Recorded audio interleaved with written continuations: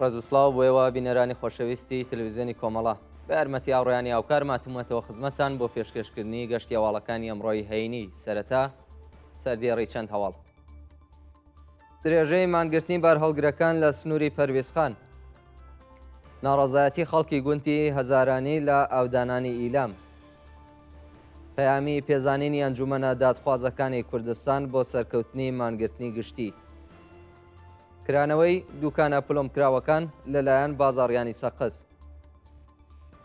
دەست بەسەرکردنی 7 چالاکی کرێکاری و مەدەنی لە چەند شاری کوردستان، بانکێشت و لێپرسینەوەی چالاکێکی ژینگەی لە شاری سنە، درێژەی ناڕەزایەتیەکان لە ئاست حکمی ئەدامی پەخشان عەزیزی و ریشە مورادی و پەسەندکردنی بڕیارنامە دژ بە کۆماری ئیسلامی لەلایەن پاڕلەمانی یەکێتی ئەوروپا.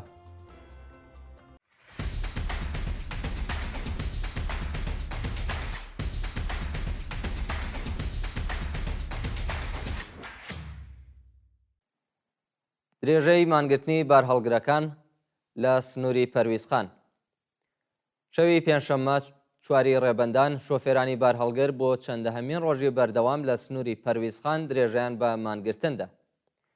شۆفێرانی بارهەڵگر و کامیۆنداران ماوەی 1 هەفتەیە کە دژ بە گرانی نرخی سوتەمەنی لە سنووری پەرویزخانی سەر بە شارستانی قەسری شیرین مانیان گرتووە، بەڵام هیچ ناوەندێکی پەیوەندیدار نەچووە بەدەم داواکاریەکانیانەوە. شۆفێرای ناڕازی هەروەها خوازیاری زیادکردنی نرخی کرێبار، دابینکردنی بیمەی تەکمیلی و دابینکردنی پارچەی یەدەکی ئۆتۆمبیل و لاستیک بە نرخی گونجاو بوون. ناڕەزایەتی خەڵکی گوندی هەزارانی لە ئاودانانی ئیلام، ڕۆژی پێنجشەممە دانیشتوانی گوندی هەزارانی سەر بە شارستانی ئاودانان لە ئاست زەوتکردنی مەڕ و ماڵاتەکانیان لەلایەن هێزەکانی ڕژیمەوە ناڕەزایەتیان دەربڕی. بە پێی زانیاریەکان هێزە ئینتزامیەکانی ڕژیم لە گوندی هەزارانی هەوڵی زەوتکردنی 100 سەر مەڕ و ماڵاتی گوندنشینانیان داوە، بەڵام ڕوبەڕووی ناڕەزایەتی بەرینی خەڵک بوونەتەوە و تێکەڵچوون ڕوویداوە. هێشتا هۆکاری ئەم کارە ڕوون نییە وەک گوندنشینان ڕایانگەاندووە کە ڕێگە نادەن سەرچاوەی ژیان و معیشەتیان لەلایەن ڕژیمەوە تاڵان بکرێت.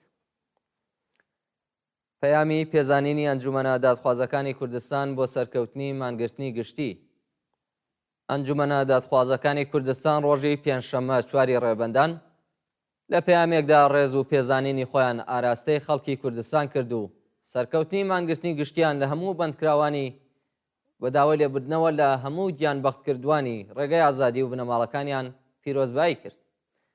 لەو پەیامەدا هاتووە: خەڵکی ئاگا و خەباتکاری کوردستان، کۆماری ئیسلامی هەوڵیدا لە ڕێگەی سازکردنی کەش و هەوای ترس، بانکێشت، هەڕەشە لە کاسبکاران و ڕفاندنی چالاکانی کرێکاری و مەدەنی ڕێگە لە بەڕێوەچوونی سەرکەوتوانەی مانگرتن بگرێت، بەڵام نەیتوانی دەنگی جەماوەری کوردستان بۆ داکۆکیکردن لە مافەکانی مرۆڤ بوو، پاڵپشتی لە پەخشان عەزیزی و ریشە مورادی و هەموو بەندکراوانەی مەترسی ئەدامیان لەسەرەکە بکات. خەڵکی کوردستان یەکدەنگ و یەک هەڵوێست هاوڕێ لەگەڵ بانگەوازی حزبە سیاسیەکان بە خەڵکی ئێران و کۆمەڵگای جیهانیان نیشاندا کە یاسا هەمان خواست و ئیرادەی گەلە، نەک ئیرادەی پوچەڵی کۆماری ئیسلامی. هیوادارین کە ئەو یەکڕێزی و یەکگرتوویەی خەڵکی کوردستان لە سەرانسەری ئێران ببینین. کرانەوەی دوکانە پلۆمکراوەکان لەلایەن بازاڕیانی سەقز، ڕۆژی پێنجشەممە 4 ڕێبەندان خاوەنی ئەو دوکانانەی کە لە مانگرتنەکەی ڕۆژی چوارشەممەدا هۆشداری پۆلۆمبیان وەرگرت بوو بە یارمەتی بازاڕیانی دیکە دوکانەکانیان کردەوە. ڕۆژی چوارشەممە دەیان دوکان لە شارەکانی سەقز، سنە، بۆکان، مەهاباد، دیواندەرە، مەریوان، شابات، کرماشان و ئیلام بە بیانووی بەشداریکردن لە مانگرتنی گشتی لەلایەن سەرکوتگەرانی کۆماری ئیسلامیەوە پۆلۆم کران. ڕۆژی پێنجشەممە لە شاری سەقز بازاڕیان هۆشدارەکانی ئیدارەی ئەماکن و ڕەنگە سوورەکانیان پاک کردەوە و بەورەیەکی بەرزەوە دوکانەکانیان کردەوە. دەست بەسەرکردنی 7 چالاکی کرێکاری و مەدەنی لە چەند شاری کوردستان، ڕۆژی پێنجشەممە 4 ڕێبەندان 3 چالاکی کرێکاری و مەدەنی لە شاری سنە، هاوڵاتیەک لە سەردەشت، 2 چالاکی میدیایی خەڵکی سەقز و مامۆستایەکی قوتابخانە لە ساینقەڵا لەلایەن هێزەکانی ڕژیمەوە دەست بەسەر کراون. بە پێی راپۆرتەکان 2 چالاکی کرێکاری بە ناوەکانی جەلیل مەحموودی و فەرانەگ ڕافیعی هەروەها چالاکێکی مەدەنی لە شاری سنە بە ناوی کەماڵ ئاخرەتی، شارۆمەندێکی خەڵکی سەردەشت بە ناوی ئاوارە شەخسی دووبرای چالاک لە بواری میدیا بە ناوەکانی نەریمان و میلاد ڕاندانی، هەروەها مامۆستایەکی قوتابخانە لە ساین قەڵا بە ناوی ئیسماعیل بەهرامی لەلایەن هێزە ئەمنیەتیەکانەوە بەبێ بەڵگەی قەزایی بە توند و تیژیەوە دەست بەسەر کراوە. بانکێشت و لێپرسینەوەی چالاکێکی ژینگەیی لە شاری سنە. ڕۆژی پێنجشەممە چواری ڕێبەندان چالاکێکی ژینگە پارێز بوو. ئەندامی گروپی شاخەوانی چلچەمەی سنە بە ناوی ڕەفیق کەریمی لەلایەن ناوەندە ئەمنیەتیەکانەوە بانکێشت و لێپرسینەوەی لێکرا. ڕەفیق کەریمی یەک ڕۆژ بە دوای مانگرتنی گشتی سەرکەوتوی خەڵکی کوردستان لەلایەن ئیدارەی ئیتڵعاتەوە بانکێشت و لێپرسینەوەی لێکراوە. تا کاتی دەڕشتنی ئەم هەواڵە هۆکاری بانکران و ئەو تۆمەتانەی خراونەتە پاڵەو چالاکە مەدەنیە ڕوون نییە. دژایەتی بەرپرسانی زیندانی یەڤین لەگەڵ ئازادی بە مەرجی فوئاد فەتحی. بە پێی راپۆرتی ڕێکخراوەکانی مافی مرۆڤ، بەرپرسانی زیندانی یەڤین لەگەڵ پێدانی مەرەخەسی دەرمانی بە فوئاد فەتحی چالاکی کرێکاری کوردی ڕاگیراو لەو بەندیخانەیە دژایەتیان کردووە. فوئاد فەتحی چالاکی کرێکاری خەڵکی سنە تووشی عفونەتی سی بووە و بۆ دووهەمین جار داوای مەرەخەسی دەرمانی بۆ وەرگرتنی چارەسەری پزیشکی لە نەخۆشخانەی دەرەوەی زیندان کردووە، بەڵام بەرپرسانی زیندان لەگەڵ ئەو داواکاریە دژایەتیان کردووە و گیانی ئەو بەندکراوە سیاسیە کەوتوەتە مەترسیەوە. جێگای ئاماژەیە کە فوئاد فەتحی لە ڕێکەوتی سێنزەی خەجەڵوەری ئەم ساڵ لەلایەن هێزەکانی حکوومەتەوە دەست بەسەر و بۆ زیندانی یەڤین ڕاگوێزرا، ناوبراو پێشتر لەلایەن لە قی 26 دادگای ئینقلابی تاران بە 4 ساڵ زیندانی تعزیری، 2 ساڵ قەدەغەی چوونە دەرەوە لە وڵات، 2 ساڵ قەدەغەی ئەندامەتی لە گروپە سیاسی و کۆمەڵایەتیەکان، هەروەها 2 ساڵ قەدەغەی نیشتەجێبوون لە تاران و دەوروبەری محکوم کرابوو. ئاگردانی گڵکۆی سارۆ سوزەنی لە شاری سەقز. بەپێی هەواڵی گەیشتوو بەکرێ گیراوانی کۆماری ئیسلامی لە شاری سەقز لە کردەوەیەکی خێزەوندا. گڵکۆی سارۆ سوزەنی هونەرمەندی گیانبەخت کردوویە و شارەیان ئاگرداوە. سارۆ سوزەنی هونەرمەندی گەنج، ئازادی خواز و چالاکی سیاسی خەڵکی سەقز کە چەندین جار لەلایەن ئیدارەی ئیتڵعاتەوە ئازار درابوو، ڕۆژی 15 بەفرامباری ئەم ساڵ لە ڕووداوێکی هاتوچۆ لە مێحوەری سەقز بۆ سنە گیانی لەدەستە. ڕۆژی پێنجشەممە بەکرێگیراوانی ڕژیم بە کردەوەیەکی قێزەون مەزاریە و گیانبەخت کردویان ئاگردا و بڵاوبوونەوەی ئەو هەواڵە شەپۆلێک لە ناڕەزایەتی بە دوا خۆی داهێنا. خۆپێشاندانی خەڵکی باکووری کوردستان دژ بە هێرشەکانی دەوڵەتی تورکیا. ڕۆژەی پێنجشەممە چواری ڕێبەندان چالاکانی سیاسی و مەدەنی خەڵکی ئاکدنیز و بزوتنەوەی ژنانی ئازادی ماردین لە دوو خۆپێشاندانی جیاجیادا هێرشەکانی تورکیا بۆ سەر ڕۆژاوای کوردستانیان بە توندی شەرمەزار کرد. بەپێی راپۆرتی میدیاکانی باکووری کوردستان، چالاکانی سیاسی و مەدەنی خەڵکی ئاکدنیز لە کۆبوونەوەیەکی ناڕازایەتیدا دەست بە سەرکردنی شارەدارانی هەڵبژێردراوی خەڵکیان لەلایەن دەوڵەتی ئەردوغان و دانانی قەیوم لە جێگەیان شەرمەزار کردووە و بە وتنەوەی دروست خوازیاری ڕاگررتنی هێرشەکان بۆ سەر ڕۆژاوای کوردستان بوون.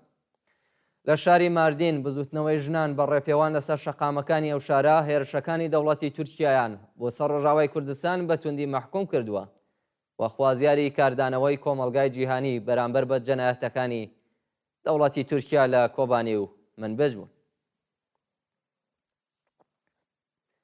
درێژەی ناڕەزایەتیەکان لە حکمی ئەدامی پەخشان عەزیزی و وریشە مرادی.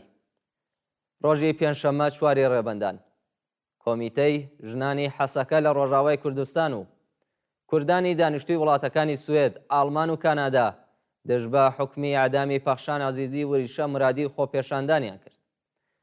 کۆمیتەی ژنانی شاری حەسەکە لە کۆبوونەوەیەکی ناڕەزایەتیدا خوازیاری هەڵوەشاندنەوەی سزای سێدارەی پەخشان عەزیزی وریشە مرادی بوو و لە بەیاننامەیەکدا سەرکوتگەریەکانی کۆماری ئیسلامی لە ڕۆژهەڵاتی کوردستانی بە توندی محکوم کرد. لە شارەکانی ستۆکۆڵم، فڕانکفۆرت و ڤانگۆڤێر کوردستانیان بە بەدەستەوەگرتنی وێنەی پەخشان عەزیزی وریشە مرادی سەپاندنی سزای سێداریان بەسەر و دوو بەندکراوە سیاسیە بە توندی شەرمەزار کرد و بە وتنەوەی دروست داوایان لە کۆمەلگای جیهانی کرد گوشارەکانیان بۆ سەر کۆماری ئیسلامی ببەنە سەرەوە و ڕژیم ناچار بە هەڵوەشاندنەوەی سزای سێدارە و ئازادی بەندکراوانی سیاسی بکە. کۆبوونەوەی کرێکارانی ڕێکخراوی ئاو و ئاوەڕۆی تاران والبۆرس. ڕۆژی پێنجشەممە 4 ڕێبەندان کرێکارانی شاغڵ لە ڕێکخراوی ئاو و ئاوەڕۆی تاران والبۆرس دژ بە ناڕوونی دۆخی خانوەکانیان لە تەعاونی کرێکارانی ئەو ناوەندە دەوڵەتیە کۆبوونەوە. بە وتەی کرێکارانی ناڕازی ماوەی 13 ساڵە چاوەڕێی پێدانی خانوو لەلایەن تەعاونی کرێکارانی ڕێکخراوی ئاو و ئاوەڕۆی تاران والبۆرزن، بەڵام بەرپرسانی ڕژیم بایەخیان پێنادەن. کرێکاران وتویانە تەعاونی مەسکەنی کرێکاران بە مەبەستی دروستکردنی خانوبەرە پارەیەکی زۆری لیان وەرگرتووە، بەڵام 13 ساڵ بەسەر بەڵێنەکانیان تێپەڕیوە و هێشتا چارەنووسی خانووەکان ڕوون نییە. ناڕەزایەتی سەندیکای کرێکارانی شرکەت واحد لە تاران. سەندیکای کرێکارانی شرکەت واحدی تاران ڕۆژی پێنجشەممە 4 ڕێبەندان لە ئاستنەدانی پشکی بیمەی تەکمیلی کرێکاران لەلایەن خاوەنکارەوە ناڕەزایەتیان دەربڕی. بە پێی ڕاگەیاندنی سەندیکای کرێکارانی شرکەت واحد، خاوەنکار پشکی خۆی بۆ کرێکارانێک کە لە نیوەی گرێبەستەکانیاندا خانەنشین کراون بە ڕێکخراوی تامینی نیشتیماعی پەرداخت نەکردووە و ئێستا کرێکاران بۆ بەهرەمەندبوون لە بیمەی تەکمیلی تووشی کێشە بوون. بە پێی یاسا کرێکاران تەنیا 30% حەقی بیمەی تەکمیلی پەرداخت دەکەن و 70% لە ئاستۆی خاوەنکارە، بەڵام بەڕێوەبەرانی شرکەت لە پەرداختی ئەو بڕەپارەیە بە ڕێکخراوی تامینی نیشتیماعی خۆ دەبێرن. نەدانی حەقی بیمەی کرێکاران لە حاڵێکدایە کە ماوەی قەراردادی بیمەی تەکمیلی 1 ساڵەیە و ئەگەر خاوەنکار پشکی خۆی بە ڕێکخراوی تامینی نیشتیماعی نەدات 100% یازینەکە کەوێتە ئاستۆی کرێکاران. و دوایین هەواڵمان سەبارەتە بە پەسەندکردنی بڕیارنامە دژ بە کۆماری ئیسلامی لەلایەن پاڕلەمانی یەکێتی ئەوروپا. ڕۆژی پێنجشەممە 4 ڕێبەندان پاڕلەمانی یەکێتی ئەوروپا بە بۆنەی پێشێلکاریەکانی کۆماری ئیسلامی لە بواری مافی مرۆڤدا بڕیارنامەیەکی دژ بە ڕژیم پەسەند کرد. ئەو بڕیارنامەیە بە 556 دەنگی ئەرێ لەلایەن ئەندامانی پاڕلەمانی یەکێتی ئەوروپاوە پەسەند کراوە و هانا نۆیمەن سەرۆکی بەشی کاروباری ئێران لە وتارێکدا ڕاگەیاندووە لە وڵاتێکی ئاساییدا دەستخۆشی لە وریشە مرادی و پەخشان عزیزی دەکرێت، بەڵام کۆماری ئیسلامی بە سەپاندنی سزای سێدارە بەسەر بەندکراوانی سیاسی کورد تۆڵەی بزوتنەوەی ژنجیان ئازادیان لێ دەکاتەوە. ڕۆژی ڕابردوو کۆمەڵی لە پاڕلەمانتاران بە بەدەستەوەگرتنی وێنەی پەخشان عزیزی، وریشە مرادی، مێهدی حەسەنی و بێهرۆز ئێحسانی خوازیاری هەڵوەشاندنەوەی سزای سێدارە لە ئێران و ئازادی هەموو بەندکراوانی سیاسی بوون. بینەرانی خۆشەویست، گەشتیاواڵەکانتان پێشکەش کرا. کات و ساتێکی خۆش بۆ هەموو لایەک.